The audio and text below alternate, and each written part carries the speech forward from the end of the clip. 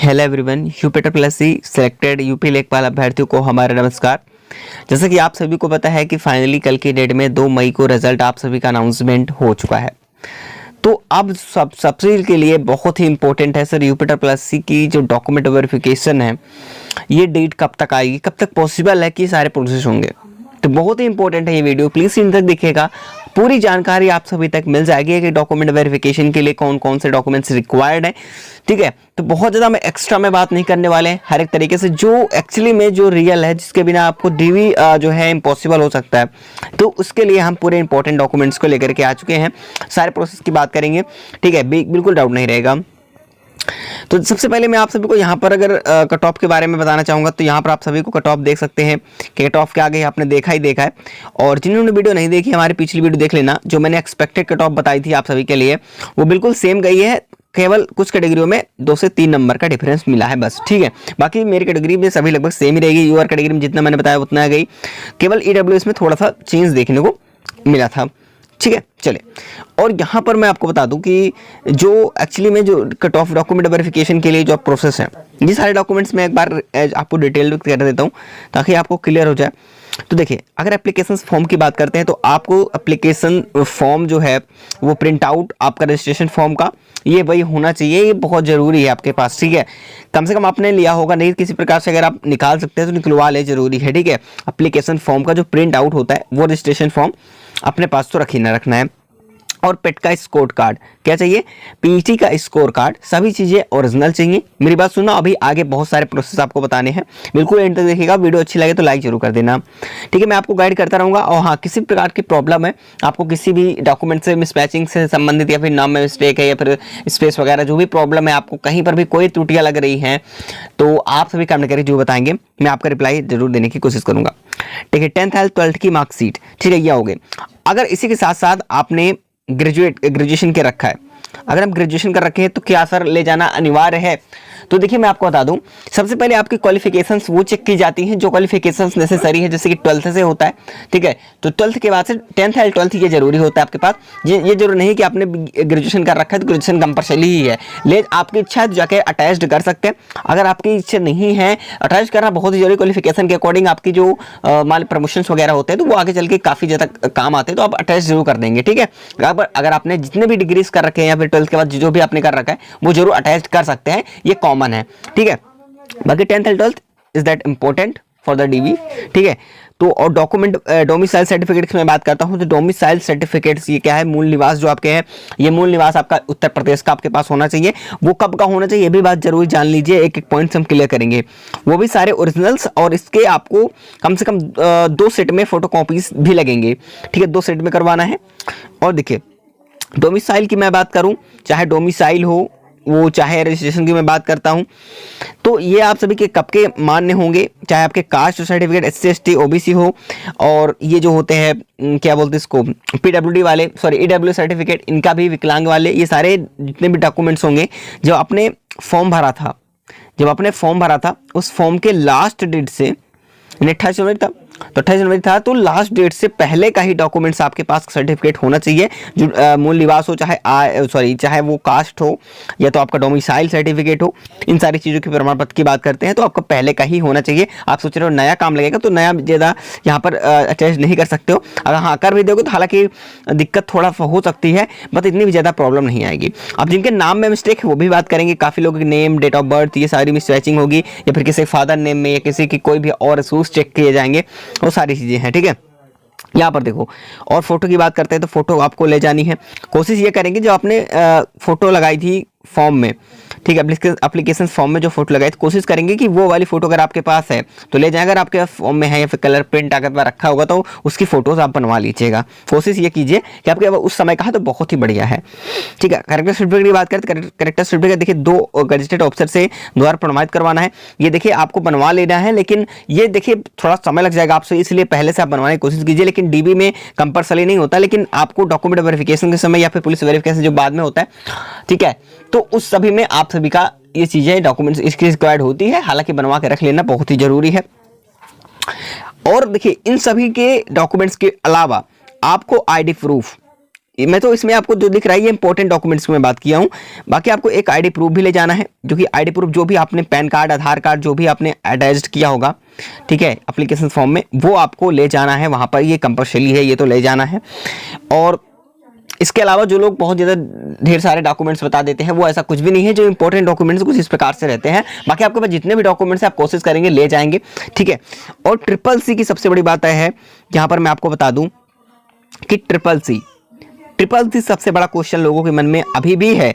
इतना ज़्यादा मतलब देखा जाए तो जानने के बावजूद भी कैसे ट्रिपल सी लगना जरूरी है, ठीक है, क्या लगेगा। तो देखिए मैं आपको बता दूं ट्रिपल सी की कोई यहाँ पर जरूरत नहीं है, ठीक है, क्योंकि आपको पता है कि यूपी प्रीलिम एलिजिबिलिटी टेस्ट यानी कि पीईटी के द्वारा जो है ये एग्जाम को कंडक्ट कराया गया है, ठीक है। तो इस ट्रिपल सी की कोई यहाँ पर अनिवार्यता नहीं है। हालांकि आपके पास ट्रिपल सी है तो आप कोशिश ये करेंगे कि डॉक्यूमेंट के साथ आप अटैच्ड कर सकते हैं। जब आप डॉक्यूमेंट वेरिफिकेशन समय जब आपको जो आप सेट बनाएंगे, जो फाइल बनाएंगे, उस फाइल में आप अच्छे तरीके से अटैच्ड कर सकते हैं जितने भी आपके, या फिर आपने जो भी कर रखा है आगे 12th के बाद जो भी कर रखा है उसको पूरा ले लेंगे। और ट्रिपल सी वगैरह जो भी आपने कर रखा है, वो डिप्लोमास वगैरह हो, आपके कोई ग्रेजुएशन हो, कोई भी हो, तो आप जितने भी आपकी शिक्षा अर्हता है वो सारी चीज़ें ले जा सकते हैं।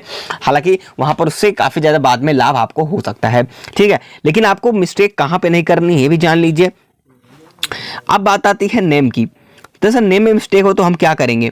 तो देखिए मैं आपको सर्वप्रथम नेम की बात करता हूँ। अगर जैसे कि आपके मान लीजिए आपके खुद के नेम में मिस्टेक है, ठीक है, अब मान लीजिए कोई भी नाम अगर आपका है तो यहाँ पर कुछ भी डाल लीजिए, ठीक है, जैसा भी कुछ भी मान के चल सकते हैं। जैसे कि आपका मान लीजिए ये हम किरण लिख देते हैं, कोई भी मिस्टेक है। अब यहाँ पर काफ़ी जगह क्या होता है कि यहाँ पर चीज़ें होती हैं, लेकिन कभी कभी किरण लिखा हुआ है या फिर किरण कुमारी लिखा हुआ है, ठीक है, किसी चीज़ में, तो या फिर कहीं भी क्या होता है, दिक्कत ये हो जाती है कि कभी कभी मिसमैचिंग ये हो जाती है, कभी कभी ए को गायब कर दिया जाता है या फिर ए पे दर पर जो है कुछ और लगा दिया जाता है, या जैसे कि यहाँ पर लिखा गया किरण तो यहाँ पर कभी आई की जगह पर ई हो जाता है। तो इस सारी मिस्टेकों पर क्या करना है, ध्यान देना हैगा, ठीक है। अब मेरी बात सुनना कैसे, मान लीजिए आपके 10th है, 10th मार्कशीट है, ठीक है, ये सबसे इंपॉर्टेंट है 10th मार्कशीट। अब 10th मार्कशीट में क्या होगा, 10th मार्कशीट को आपको ध्यान में रखते हुए आपके आईडी प्रूफ में, यानी कि आधार कार्ड हो, जो भी आपके आईडी प्रूफ है, या एप्लीकेशन फॉर्म आपके जो भी भरे गए थे उस सभी में सेम इसके अकॉर्डिंग आपके डीओबी भी होनी चाहिए, ठीक है। डीओबी एंड आईडी प्रूफ वगैरह में सारे डेट ऑफ बर्थ सेम होनी चाहिए, पूरा नेम सेम होना चाहिए। ये बिल्कुल एकदम मान के चलिए कि 100% बिल्कुल डिसमैचिंग नहीं होनी चाहिए, हर प्रकार से नेम में गड़बड़ी नहीं होनी चाहिए, ना ही फादर्स में होनी चाहिए, ना किसी में होनी चाहिए, ठीक है। ये सारे अगर आप टाइम रखा है आपके पास, अगर आपको लगता है कि आपको आधार कार्ड वगैरह में अगर आईडी प्रूफ में अगर आपको करेक्शन हो सकता है तो एक बार पहले से करवा लीजिएगा, ठीक है। अगर बाई मिस्टेक हो गई हो तो, अगर आप सोच रहे हो सर इससे कोई दिक्कत तो नहीं होगी, तो मैं आपको पहले बता देता हूँ, ठीक है। अगर नेम वगैरह में अगर आपको मिस्टेक लग रही है तो बहुत ज़्यादा इसका इशू देखने को नहीं मिलेगा, ठीक है। आप इसके बिना हिचकिचाए नहीं कि अब सर करेक्शन भी नहीं हो पा रहा है आप सभी से, ठीक है, अभी करेक्शन करवा सकते हैं, लेकिन करेक्शन आपका हो जाएगा। हालांकि ज़्यादा इशू इसमें देखने को नहीं मिलेगा, लेकिन साथ में अगर ज़्यादा प्रॉब्लम होगी तो आप एफिडेविट्स लगा सकते हैं, एफिडेविट लगा करके साथ में आपको अटैच कर देना है इन सारी चीज़ों का। और उससे भी ज़्यादा कहीं ना इंपॉर्टेंट होता है वो प्रपत्र। वो प्रपत्र कैसे भरे जाएंगे, जो 3 प्रपत्र मिलते हैं, ठीक है, यूपीएससी के द्वारा, उस वो प्रपत्र को भरना आपके डॉक्यूमेंट के अनुसार भरा जाता है। वो मैं प्रपत्र आप सभी को एक फॉर्मेट दिखाऊंगा बाद में, इसमें वो अलग से वीडियो लेकर के आऊँगा, जो कि बहुत ही इंपॉर्टेंट हो, सारे डॉक्यूमेंट्स का डेटा उसमें होता है, बहुत सारी प्रक्रियाएं होती हैं, वो चीज़ें हम बात करेंगे। हालांकि मैं आपको बता चुका हूं कि इतने बहुत ज़्यादा एक्सप्लेन करने की जरूरत नहीं है, हालांकि इतना भी ज़्यादा गड़बड़ नहीं होनी चाहिए। अगर हाँ आपको ये अगर आपको कब पता है मिस्टेक कब होता है, ये तो आपके डॉक्यूमेंट्स में बिल्कुल भी उस डॉक्यूमेंट्स के आपने अटैच नहीं किया। अब यहाँ पर मैं बात करता हूँ कब बाहर आपको किया जा सकता है, या फिर जिस डॉक्यूमेंट्स की इंपॉर्टेंट रिक्वायरमेंट होती है, जो जरूरी होता है डॉक्यूमेंट्स के, अगर वो डॉक्यूमेंट्स आपने नहीं ले गए, ठीक है, अगर वहाँ पर आप अटैच नहीं करेंगे तो वहाँ पर प्रॉब्लम हो जाएगी, ठीक है, ये होता है। बाकी आपने अगर अटैच कर दिया सारे डॉक्यूमेंट्स को, अगर नेम में या फिर कोई और थोड़ी बहुत मिस्टेक हुई है नेम वगैरह फिर डीओबी वगैरह में, तो यहाँ पर ज़्यादा मिसमैचिंग नहीं होगी, ठीक है। ये चीज़ें इसमें ज़्यादा इशूज़ नहीं होते हैं, हालांकि सारी चीज़ सॉल्व हो जाती हैं, वो अपने सीट के अकॉर्डिंग वो क्या करेंगे, शॉर्टलिस्ट कर लेंगे, ठीक है। हालांकि जो डॉक्यूमेंट्स नहीं अटैच करते हैं बिल्कुल सही, तो वहाँ पर हो सकती है प्रॉब्लम, या फिर आपके रजिस्ट्रेशन वगैरह जो भी होते हैं, जो आपके डॉक्यूमेंट्स, चाहे वो जाति प्रमाण पत्र हो, चाहे मूल निवास की मैं बात करूँ, हर प्रकार से ईडब्ल्यू सर्टिफिकेट की बात करते हैं, किसी भी प्रकार सर्टिफिकेट आपका था पहले से, तो वो डॉक्यूमेंट्स जो होते हैं वो आपके लास्ट डेट होती है एप्लीकेशन फॉर्म की, उसके पहले का ही होना चाहिए, ठीक है, बाद का नहीं लिया जाएगा, ठीक है, सोचते हो नया बनवाए हो तो नया इसमें काम नहीं करेगा। ठीक है, ज़्यादातर जिसका जो हिसाब से नोटिफिकेशन में मेंशन किया जाता है उसके अकॉर्डिंग ही लिया जाता है। बातें क्लियर हुई? चलिए, तो अब बात आती है सर फाइनल कट ऑफ क्या रहेगी।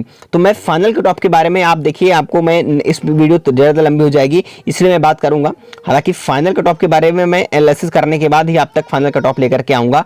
ठीक है, कि फाइनल कट ऑफ कितनी जाएगी। जैसे कि मैंने डॉक्यूमेंट वेरिफिकेशन के लिए आपसे कट ऑफ बताई थी, वो बिल्कुल एग्जैक्ट ही कट ऑफ रही है। हालांकि मैं आपसे बोलता हूं बिल्कुल एग्जैक्ट का मतलब ये है कि नहीं, जो भी मेरा आइडिया था, ठीक है, 2-3 नंबर का डिफरेंस 2 कैटेगरियों में देखने को मिला है, बाकी सेम कट ऑफ मेरी बताई हुई गई है। ठीक है, तो इसी प्रकार से हम फाइनल एनालिसिस करने के बाद लगभग बहुत जल्द आप सभी के सामने फाइनल कट ऑफ क्या रहेगी उसकी वीडियो आप तक पहुंच जाएगी। हालांकि डॉक्यूमेंट वेरिफिकेशन से संबंधित जैसे भी सूचना मिलती है कि डीबी डेट कब तक आ सकती है, उसको मैं अलर्ट करता रहूंगा आप सभी को। बस फोकस करना है आपको डॉक्यूमेंट वेरिफिकेशन के लिए। ठीक है, क्या डॉक्यूमेंट्स रिक्वायर्ड है, क्या इंपॉर्टेंट डॉक्यूमेंट्स है, मैं अपना एक्सपीरियंस आप सभी को बता रहा हूँ 2015 में यूपी लेखपाल का। ठीक है, तो अपना खुद डॉक्यूमेंट वेरिफिकेशन के लिए प्रोसेस बता रहा हूँ आप सभी को कैसे करना होता है और किस प्रकार से आपको मिस्टेक नहीं करनी है। तो चलिए साथियों, मिलेंगे एक अगली इंफॉर्मेशन में, तब तक चैनल से जुड़े रहें। तब तक के लिए जय हिंद।